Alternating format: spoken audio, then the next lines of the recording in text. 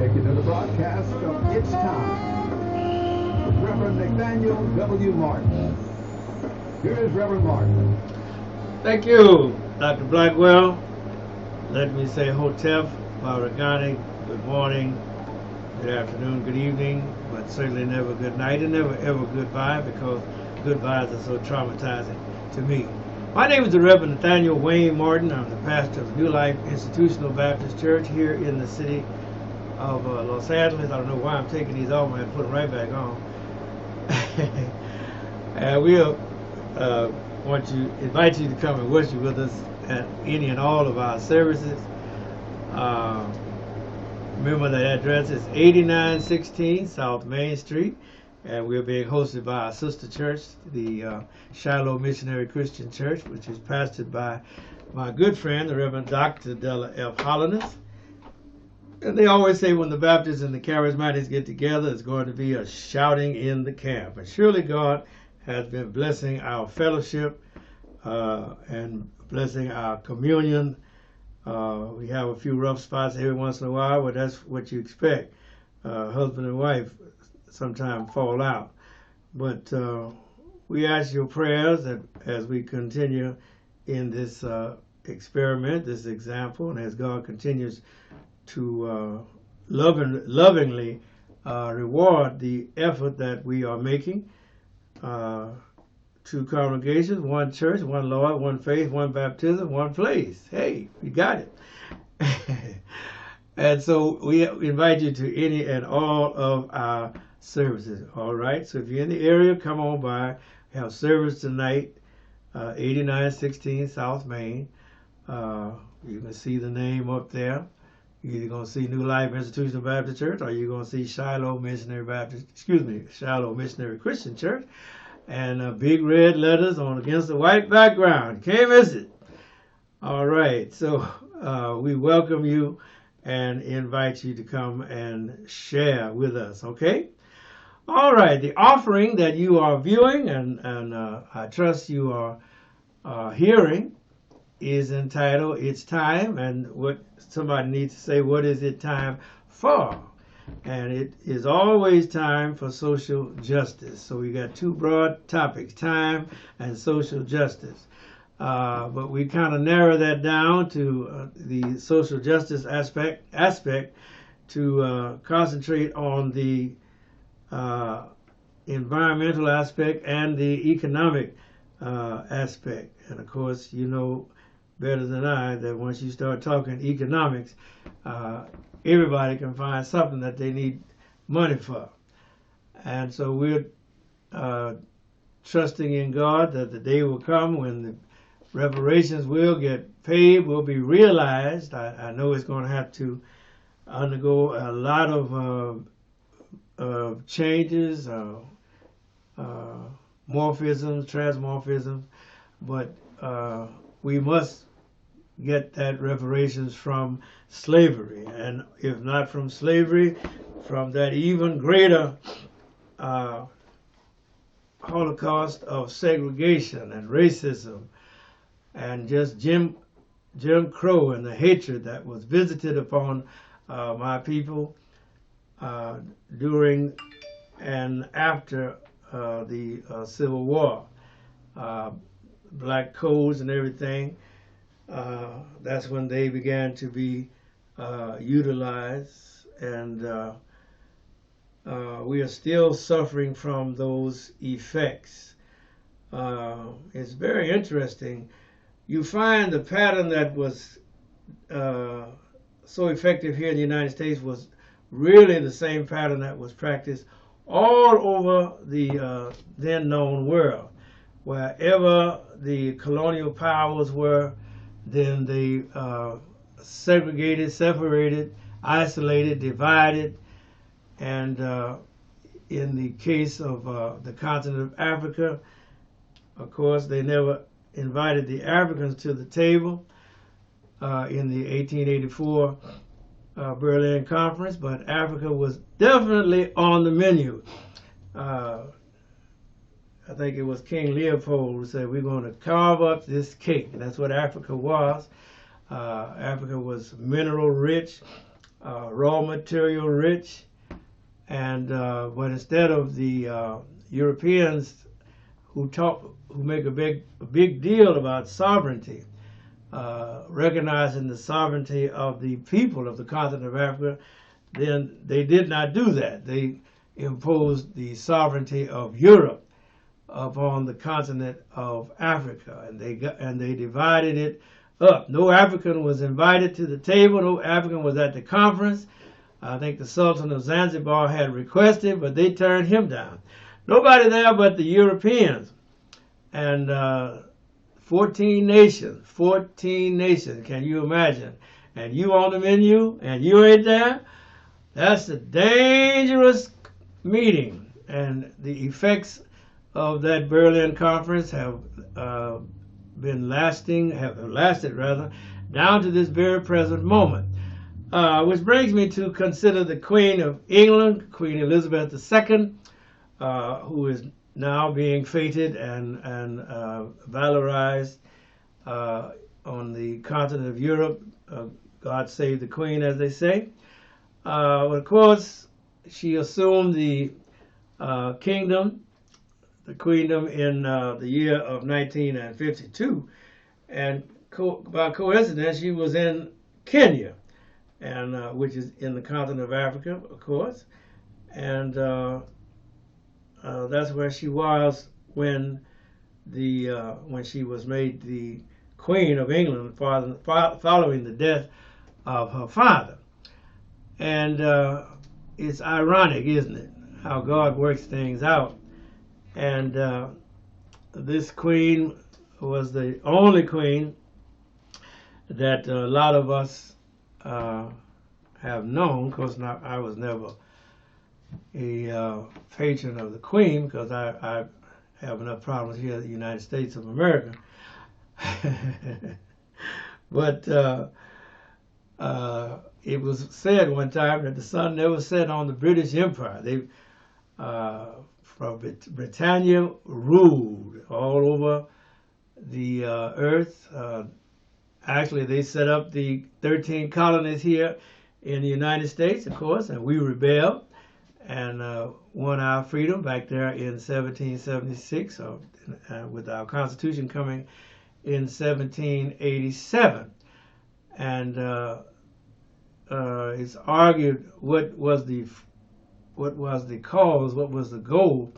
We know the 13 colonies wanted to not have taxation without representation. They didn't feel like they should be paying the crown their money and sending their hard-earned produce and products from the colonies back to England. Remember,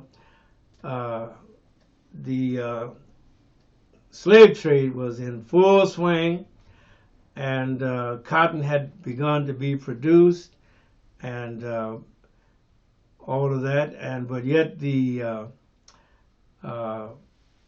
British were imposing taxes and unbearable taxes to let Nathan Hale and Patrick Henry and those fellows tell the story. So they wanted to be free from under England, and they wrote the preamble to the Constitution, which we can't recite here, but it's there.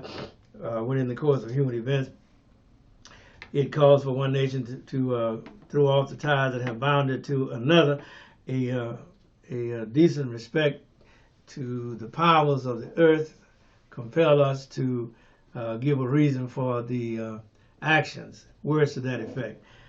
And so consequently, we threw off the British crown, but we never got rid of slavery until 1865. And so that was the question. Was it a question of freedom, or was it a question of slavery, of the freedom to have slavery? Because slavery had been voted out on the British Empire, and they were beginning to make the motions to stamp out slavery, abolish slavery, which is a formal term, all over the British Empire. But of course, I'm telling you with a Eurocentric facing narrative. Well, the real narrative is that the British Empire imposed and crushed and slaughtered and colonized all of the Caribbean nations. Those that were not colonized by Britain were certainly colonized by France. And so that was a very brutal period in the history of the world. When you begin to study that type of history, it surprises you how brutal the British Empire was in imposing its will. They believed in the rule of law. You had to watch that rule of law, because what they meant by the rule of law was meant that if they had a law of derogation, which meant that if they were in a territory or a colony and the people were acting up, well, then the derogation meant that they could suppress or suspend the law and impose martial law and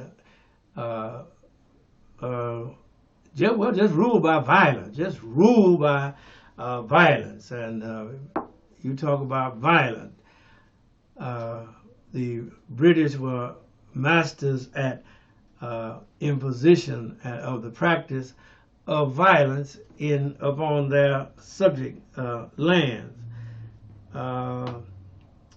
One only has to remember the case of poor Nkrumah and the other, a lot of the other African continent leaders, how they were assassinated, not only by the CIA, but by the collusion of the MI6 or the MI5, as the British Secret Service called themselves. And so it was no picnic. It was a iron fist in the velvet glove, yes. And I mean the iron fist raining down like a hammer all over the British Empire. And the first conquest was the continent of Africa. And after that, they carved up India. And after that, they carved up the Caribbean islands. They even invaded in China. And I'm talking about the European powers. European, British, the Brits and the French and their acolytes, the Belgians and the Dutch. And who am I leaving out? The Belgians, the Dutch. Oh, the Portuguese. Don't leave out them Portuguese. And the Spaniards. Matter of fact, those were the principal countries that divided up Africa. And each one was given a big slice of the pie, with King Leopold beginning a 20-year reign of terror up on the Belgian Congo. He even named it that himself. And it was his personal fiefdom, and he could do with it as he willed. And he ruled with a viciousness and a violence that has not been equal in this world, cutting off the hands of those that didn't produce enough of whatever produce or gold or silver or minerals or whatever the task was. If you failed to come up to what they thought you would come up to, they would cut your hands off if they didn't cut your head off. And the brutality that was visited by the European conquerors upon the colonized nations of Africa. And remember, Africa was not at that table. Nobody from Africa was at the Berlin Conference when Africa was carved up. And nobody was at the table when, before that, way back in 1452 or 53, when the Pope on the throne divided up the world between Portugal and Spain. So Just because you ain't at the table don't mean you ain't on the menu. All right, now let me read my reparation scripture. Yes, I need to read it because I'm not going to get it in my lifetime, but we got to keep working towards it. And I have to thank Brother Ta-Nehisi Coates for finding this perfect scripture.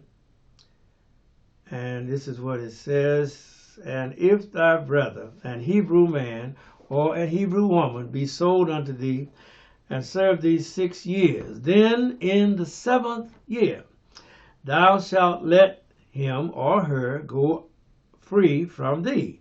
And when thou sendest him or her out free from thee, thou shalt not let either of them go away empty. Thou shalt furnish him or her liberally out of thy flock, and out of thy floor, and out of thy winepress. Of that wherewith the Lord thy God hath blessed thee, thou shalt give unto them." Keep it in mind that this was an agrarian world at that time, an agrarian economy. So a lot of people had to give up their land because they just couldn't handle the property, and they had to sell themselves out to their brothers and their sisters. And the Lord looked out for them, and just like he would look out for all of us if we would do right. But some of us are so full of larceny and avarice and selfishness that we like the convention. We done voted God out of the convention and took him out the bylaws. But that's the way God wanted us to provide for the less fortunate. So there wouldn't be any less fortunate, excuse me, if we adhere to the way God had it planned, God's paradigm. If we had adhered to God's paradigm, we wouldn't be in the mess we are with the homeless and with the hungry and with the naked, because we're in a land of plenty. How can we have homeless in a land of plenty unless there's larceny and avarice and every evil work going on in the land of the free and the home of the brave? When we cry out, "God bless America," one must ask, what God is this that you are calling on to bless you? And you're not living up to his standards. You're not visiting the sick. You're not clothing the naked. The homeless you haven't brought indoors. No, the homeless is perishing out there in the tents. Isn't that right? Folks is being evicted, and the houses are being foreclosed on every day, all over. Getting back to the Queen of England, as we celebrate her passing, I believe we need to talk about our own queens from centuries ago. And I didn't know about, of course, a lot of African history. I'm learning now. I have learned about Queen Nzinga and Queen Nefertiti and Shut and all of those. But I did not know about this Ethiopian queen who was so powerful and had such wisdom that when she was on the throne as the empress of Ethiopia, her husband was Menelik of Shiwa, and he was the emperor of Ethiopia, and she was the queen of Ethiopia. And just to give a case in point, remember I said in 1884 the Berlin Conference divided up the continent of Africa. And so when Italy wanted to come into Africa, you know how they do. They get a piece of paper and they write the terms on it, and you don't understand the language and you don't understand all the words, but you signing it. No, you don't sign nothing like that. So when King Menelik signed with the Italians, and well, actually before he signed, brought it home to his wife. She tore that thing up, and I'm talking about her name was. I'm sorry, I didn't give you her name, huh? KTYM Betul. That's the best I can pronounce it. KTYM Betul. Last spelling of the last name was Betul, and she lived. She died in 1918. Remember, the Italians were trying to cut up their piece of the pie of Africa, and they wanted Ethiopia. And we remember that they went to war against Ethiopia when Ethiopia rejected their treaty, and with good reason. The treaty gave all of the benefits to Italy and all of the burden to Ethiopia.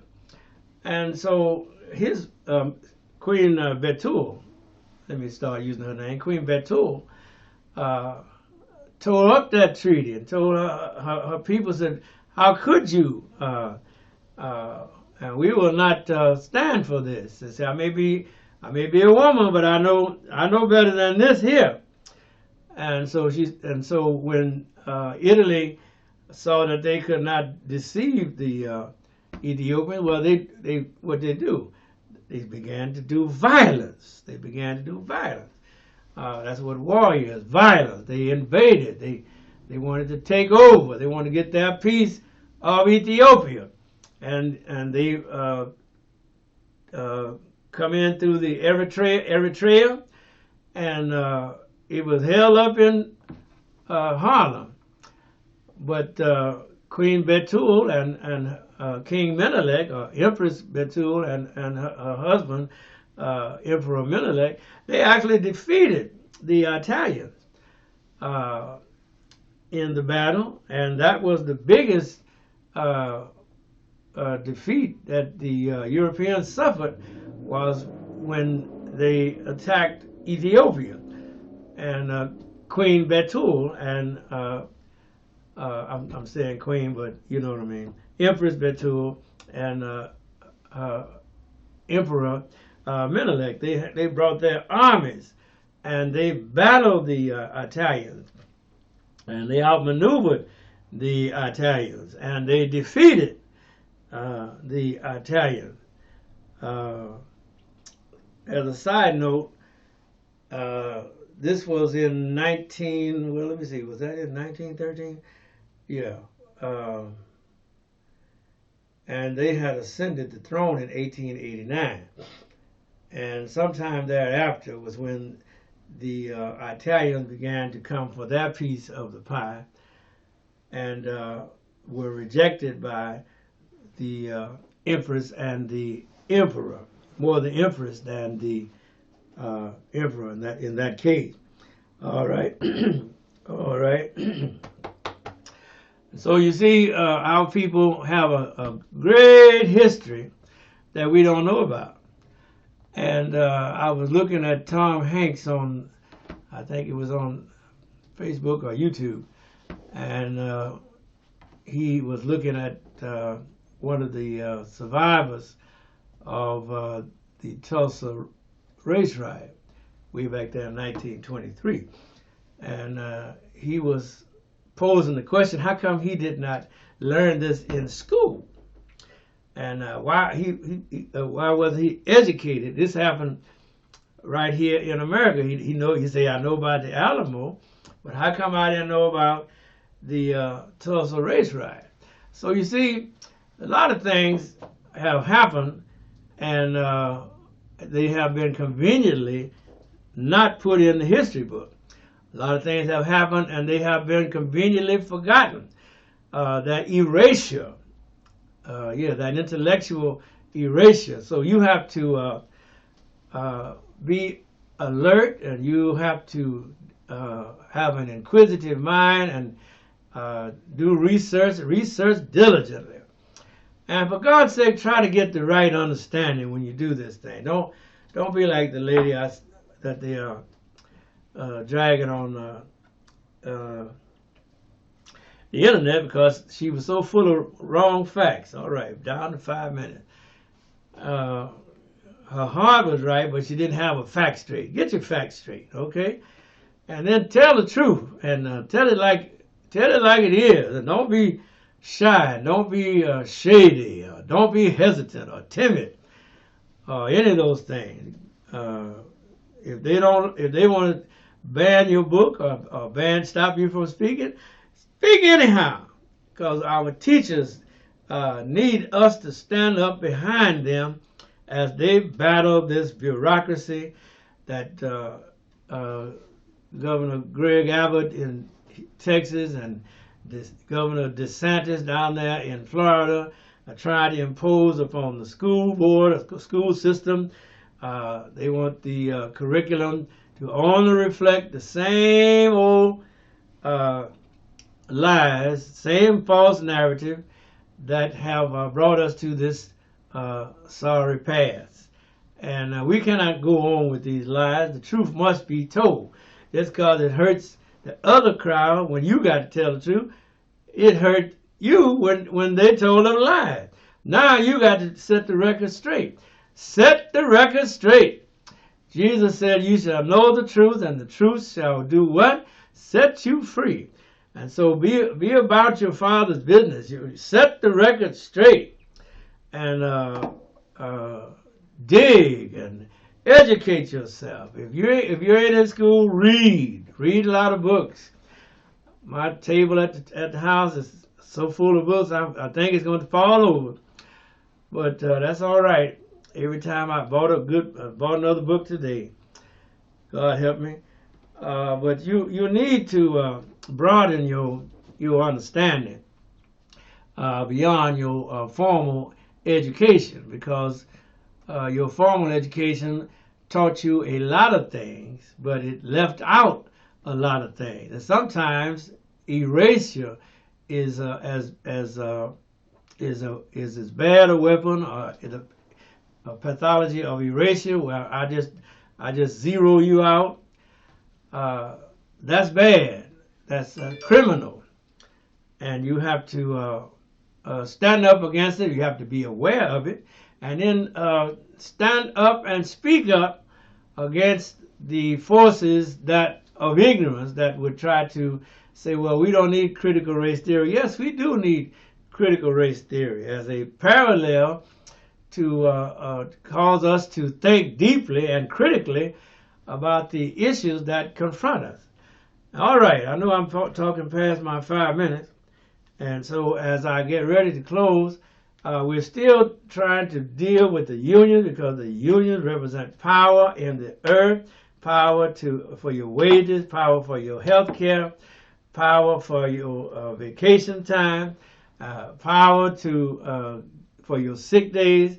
We need to support these unions, because these unions are the last bastion organization that's fighting for the poor man. If you got to work, you need a union. If you got to be on a job, you got to make a living, you need a union behind you, because if you don't have a union, the man can come in and just throw you off the plantation, or throw you off the job for no reason. But if you got a union, then you got to go through the process. See what I mean? All right, and as I close, as I say always, this is Pastor Martin talking now. And what I'm telling you, if you working on a job, get all you can for your labor, because once your labor is out there, you can't get it back. And if you're working for somebody and they don't want to treat you right, they don't want to pay you, they want to tell you how good a job you done, but they don't want to put it in the paycheck. Hear what I'm telling you right now? If you're working on a job and they don't want to pay you, don't work for them. God bless you. Thank you. We out here, Doc.